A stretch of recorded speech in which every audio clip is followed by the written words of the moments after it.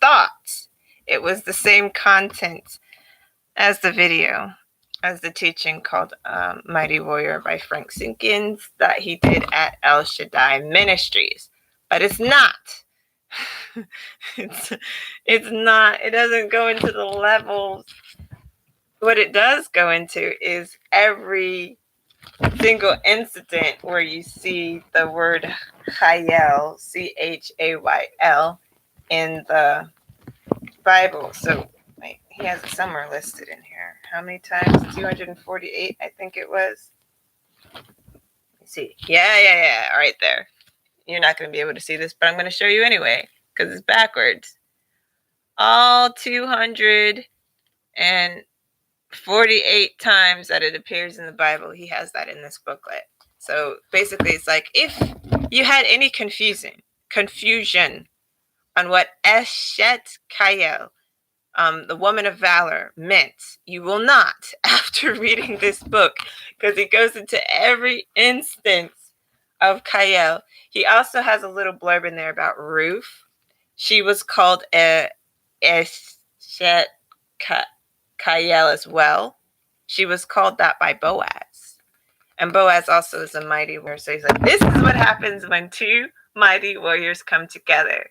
We get the one who is I think it's the grandfather of David, who was a mighty warrior. So he's talking about generations and generations of mighty warriors. Isn't that awesome?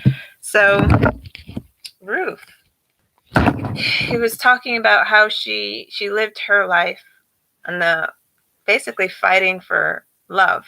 So she loves her mother-in-law enough to sacrifice for her, and to even like raise up a child for her, because they said, oh, after Ruth has a child, this always like made me wonder.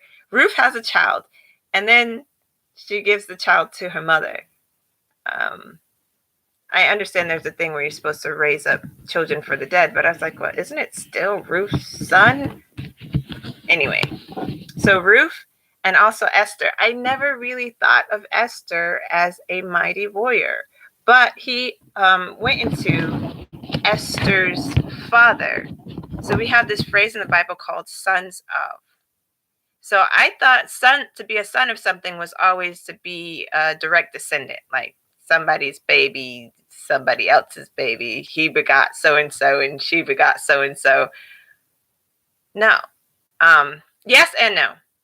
It can also mean someone who follows after the ways of someone else. So when you see the phrase sons of Belial, it's those people who just choose wicked ways. So that was amazing to me to get that little nugget. I mean, that's why I love studying Hebrew. You get little nuggets like that, and you're like, oh, yeah. Because then a whole nother thing is opened up in the Bible that you couldn't see before. Sons of Belial, you sons of Satan. You're like your father, the devil. It means you're behaving just like him. Prideful, wanting to rule everything. I will be like the Most High. Okay, so I went in deep. I spent the time yesterday, and I'm not going to be making a curriculum from this book. I have to go back to that video.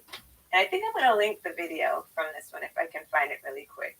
I'm going to link the video in the description section for you to see. A Mighty Warrior by Frank Sinkins. Because in that video, he goes into this builds upon this, which builds upon this. Then the man and the woman can unite and heal our culture. Have healthy and strong and prosperous offspring. Vanquish evil from the earth. Because that's the whole idea. There's the kingdom of God, or the kingdom of Yah, and then there's the kingdom of Satan, which is the majority of the world, right? And so Adam and Eve had the calling to establish righteousness, and Abraham had the calling to establish righteousness. To be the sons of God is to be the sons of righteousness. And we don't accomplish that without each other. Okay, so I'm going to show the link for you guys. I hope you watch it. And I'm going to be building my curriculum from that instead of the book. What a shame. I have to go back and watch it some more. All right. See y'all tomorrow.